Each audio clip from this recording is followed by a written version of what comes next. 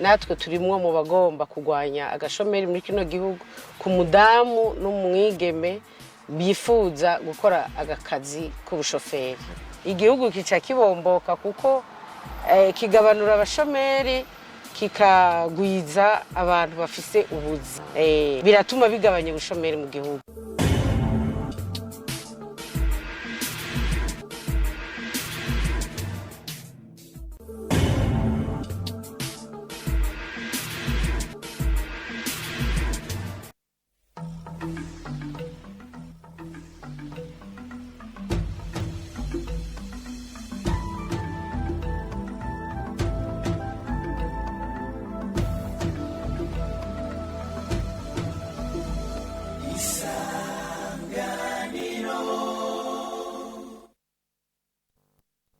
Bienvenue, chers téléspectateurs, à cette édition en langue française dont voici les grands titres. Un délai supplémentaire de 10 jours est donné aux conducteurs des vélos, des tricycles et des motos pour procéder à l'enregistrement de leurs engins. Avant la mise en application de la mesure d'élargissement des zones de circulation. Toutefois, la population demande toujours la révision de cette décision. Vous le suivrez dans ce journal. Et le ministre en charge de la fonction publique tranquillise, personne ne va perdre son emploi. C'était lors d'une retraite à l'endroit du personnel de la fonction publique. Tout de suite, les détails.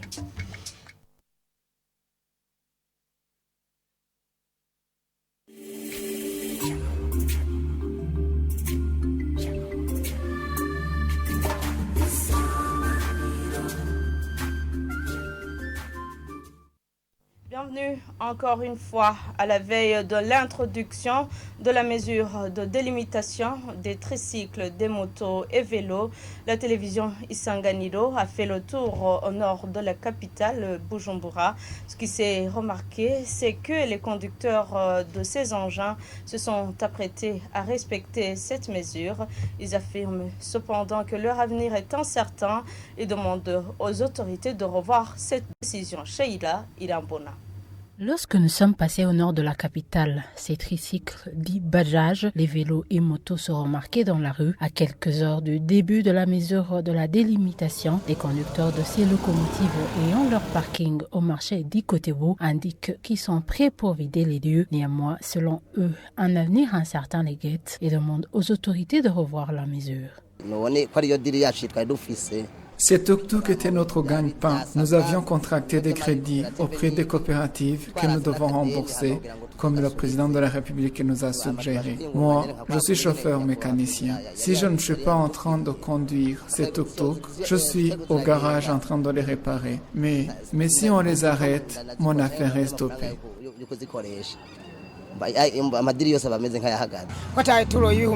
Là-bas, on ne pourra pas avoir une course de 2000 francs, au moins celle de 1500. Mais avec 1500 francs, nous allons travailler à perte et quart. Avec cette somme, nous allons acheter de l'essence. Et qu'est-ce que nous allons gagner? Nous demandons au Père de la Nation de nous aider, car nos familles vont en pâtir.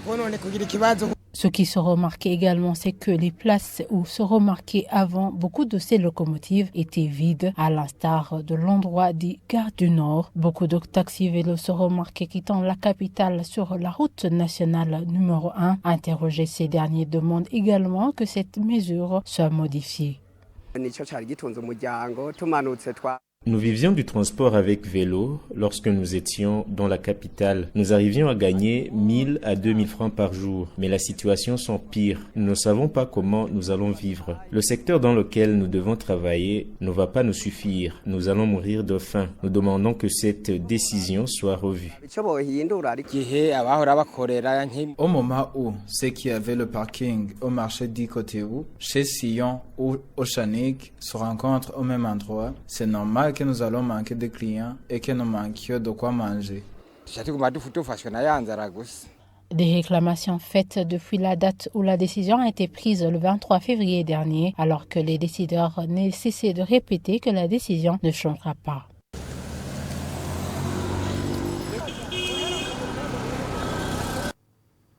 À ce propos, info, le ministre ayant en charge le développement communautaire a donné un délai de 10 jours aux conducteurs de moto, des tricycles et des vélos pour faire enregistrer leurs engins de circulation.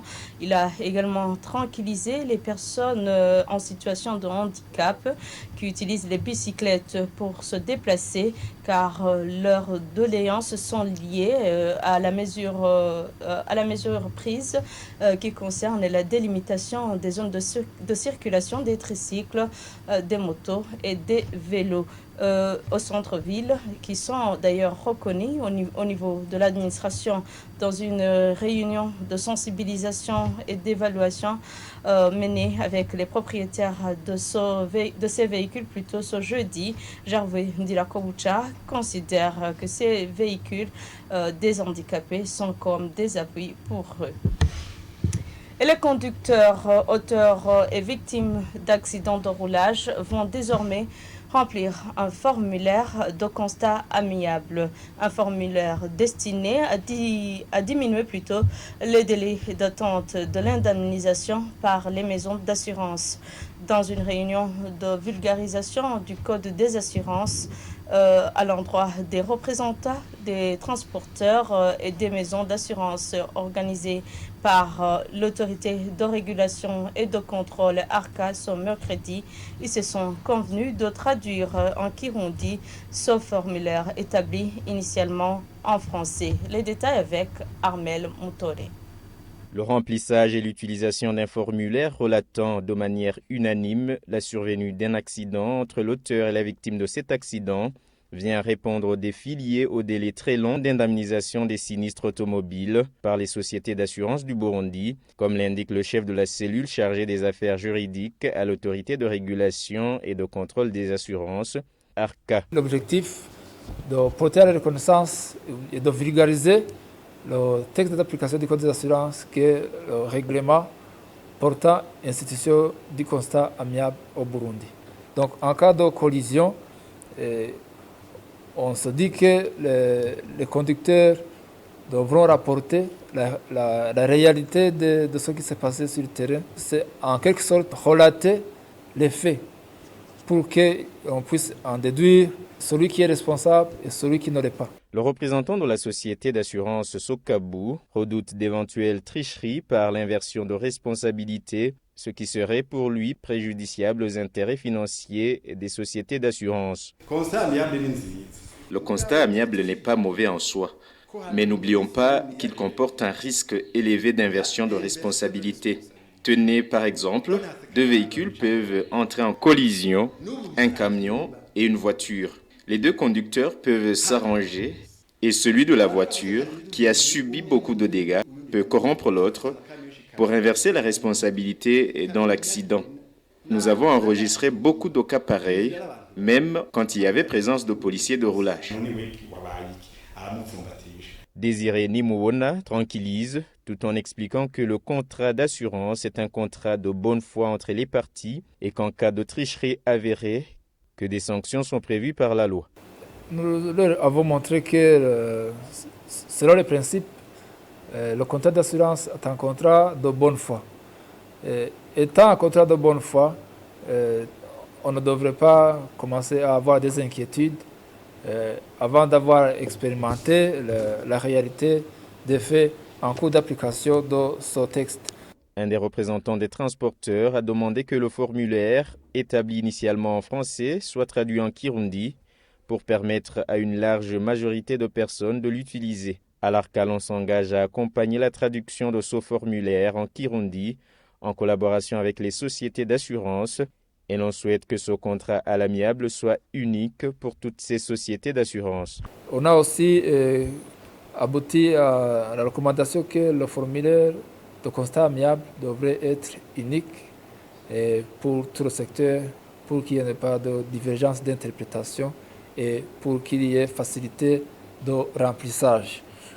Et aussi, comme il y a des conducteurs qui peuvent éprouver des difficultés à remplir le formulaire qui est en français, on a recommandé que ce formulaire soit traduit en kirundi et il a été recommandé aux entreprises d'assurance de s'organiser pour faire traduire les formulaires en Kirundi et l'ARCA les accompagnera dans la validation de cette traduction. Ce contrat à l'amiable entre l'auteur et la victime d'accidents routiers vient accélérer le processus de déclaration d'accident et établir rapidement des responsabilités pour l'indemnisation dans les délais. Je vous le disais en titre, la nouvelle répartition des tâches est l'un des thèmes abordés au cours d'une retraite à l'endroit du personnel de la fonction publique. Dr Tadé Ndikoumana, à la tête de ce ministère, explique que la dite répartition tiendra compte de la qualification de chaque employé. Il tranquillise, personne ne perdra son emploi. Suivez-le. Nous avons organisé une mini-retraite à l'endroit de tout le personnel du ministère de la fonction publique, travail et emploi, et même du niveau décentralisé au niveau provincial. Premièrement, c'était la restitution de la nouvelle répartition des tâches, parce que dorénavant, la recommandation du gouvernement, c'est que chaque ministère puisse revoir son organigramme pour pouvoir caser le personnel suivant les attributions de chacun. Donc, nous avons essayé de schématiser les objectifs de notre ministère et de là, on a élaboré l'arbre. L'arbre qui montre, l'architecture qui montre quelles sont les fonctions qui sont dédiées à chaque service et dorénavant qui est capable d'accomplir cette fonction. Alors, il va sans dire qu'il y a du personnel au niveau de notre ministère, même dans d'autres ministères, qui ne sera pas casé dans chaque service. Suite à son diplôme, il pourra être réaffecté dans un autre ministère où il peut être efficace. Parce que dorénavant, c'est la gestion des performances. Personne ne sera licencié, mais on pourra voir, il peut s'avérer qu'il était affecté dans tel service, mais compte tenu des attributions qui sont dédiées à ce service, eu égard à son diplôme, il ne peut pas être performant, mais il peut être réaffecté dans un autre service. Et l'Agence universitaire de la francophonie au Burundi, AUF en sigle, compte ouvrir un centre d'employabilité pour les jeunes. Ce centre vise à accompagner les jeunes dans l'élaboration des projets professionnels. Selon les explications dans une conférence de presse ce jeudi d'Aïssatou Saï Wonyo, directrice régionale de l'Afrique centrale et des Grands Lacs de l'AUF, en visite au Burundi. Suivez-la. Le Bureau national va nous permettre de faire deux choses. D'un côté, de mieux travailler avec les établissements, être vraiment plus proche et être à l'écoute des établissements membres. Donc il y en a 10 pour l'instant et nous espérons que nous allons en avoir d'autres pour augmenter la masse critique d'influence des universités burundaises au sein de l'AUF. Donc ça, c'est très important. C'est la partie association. Maintenant, il y a l'autre partie du Bureau national qui est tout aussi importante. C'est le rôle important de faire du plaidoyer auprès des gouvernements. Donc d'être au plus proche des gouvernements. Parce que par exemple, si on prend l'employabilité, puisqu'on a parlé du numérique et du plaidoyer pour un meilleur accès à Internet. Normalement, l'AUF parle beaucoup avec le ministère de l'Éducation. Mais les questions d'employabilité, ce n'est pas le ministère de l'Éducation. C'est le ministère de l'Emploi. C'est le ministère du Travail, c'est le ministère des TIC, puisqu'il y a des entreprises technologiques qui relèvent des TIC. C'est aussi les ministères économiques, en particulier les ministères des petites entreprises, le ministère de la promotion de la femme. Il y a aussi toutes sortes de ministres et d'agences gouvernementales que nous devons mieux connaître pour justement mieux calibrer nos interventions et avoir une meilleure efficacité. Vous voyez, c'est un bureau pour le Burundi, par le Burundi et pour parler du Burundi au sein de toute l'AUF. Parce qu'en fait, c'est ça que l'AUF fait. C'est mettre en réseau. La plus petite université peut être en réseau avec les 1000 universités de l'AUF. Il y en a qui sont très grandes, d'autres qui sont très petites, mais chacune peut trouver son intérêt à communiquer avec d'autres universités au sein du réseau. L'AUF ne crée pas les formations. Nous, on vient en appui pour les établissements qui nous disent nous voulons lancer, par exemple, professionnaliser le secteur minier. Et pour ce faire, il faut des formations dans des universités. Une université vient nous demander si nous pouvons les aider à construire les curricula. C'est le Burundi qui a ses priorités, qui a ses besoins, qui identifie peut-être même quelles sont les universités où on va développer ces filières, parce que tout le monde ne va pas le faire. Et quand on a identifié ça, nous venons immédiatement en appui pour la construction des curricula ou, quand ils existent déjà, pour leur modernisation, leur mise à jour. Mais le ministre de l'Éducation nous a parlé du secteur minier qui semble être un secteur potentiellement porteur. Et donc là, l'AUF, l'avantage, c'est que nous, comme nous sommes une association de 1000 universités, nous pouvons mobiliser en très peu de temps des experts qui ont travaillé dans des domaines très pointus, très précis, et les mettre à la disposition du gouvernement. Rendons-nous maintenant en province Bujumbura. Le pont qui se trouve sur la colline Buhonga, c'est sur la route nationale numéro 7, s'est partiellement écroulé depuis 2 semaines. Certains usagers de cette route demandent aux autorités habilitées de la réhabiliter très rapidement. C'est un reportage de Lydie Gahimbari.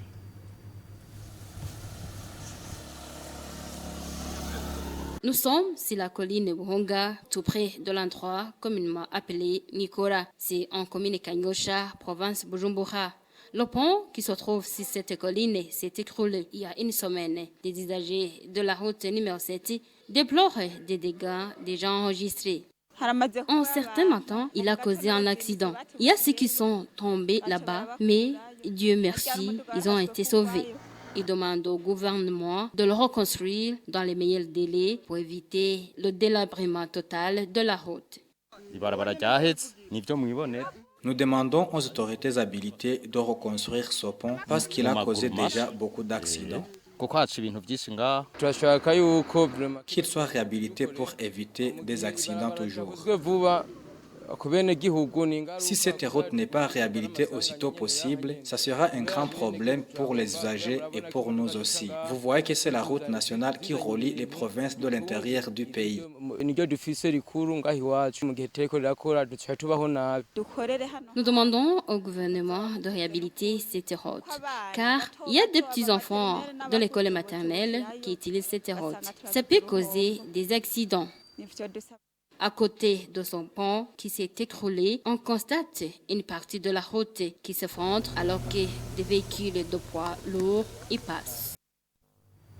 Avant de clore ce journal, page culture, 57 filles ont été retenues ce jeudi pour poursuivre leur parcours dans la compétition Miss Burundi. Dans une conférence de presse, la chargée de communication de cette compétition ont indiqué qu'après la 2e sélection, entre 20 et 25 vont continuer dans la phase finale. Suivez Dacia Onedzero. L'activité d'aujourd'hui était de rencontrer les filles, les candidates qui étaient inscrites et sélectionnées. Pourquoi je souligne ça? Parce qu'à la base, on a eu 141 candidates, 141 dossiers, si je peux ainsi dire, 141 dossiers. Ces dossiers, avant même d'appeler les filles aujourd'hui, les candidates aujourd'hui, ont été sélectionnés parce que dans ces dossiers, il y avait celles qui n'avaient pas rempli tous les documents qui étaient demandés. Donc, il y en avait qui ne remplissaient pas tous les critères demandés. À la fin, nous avons eu aujourd'hui 57 candidates qui se sont présentées aujourd'hui pour pouvoir justement faire, pour qu'on les regarde que c'est vraiment ce qu'elles ont écrit est vrai, c'est-à-dire faire la pesée de leur poids, la taille et tout ça. Et il va y avoir une proclamation, si je peux ainsi dire, ce soir ou demain matin, des filles qui seront vraiment entrées spécifiquement dans la compétition. C'est par ici que prend fin ce journal. Merci à tous de l'avoir suivi. Restez fidèles à la télévision Isanganiro.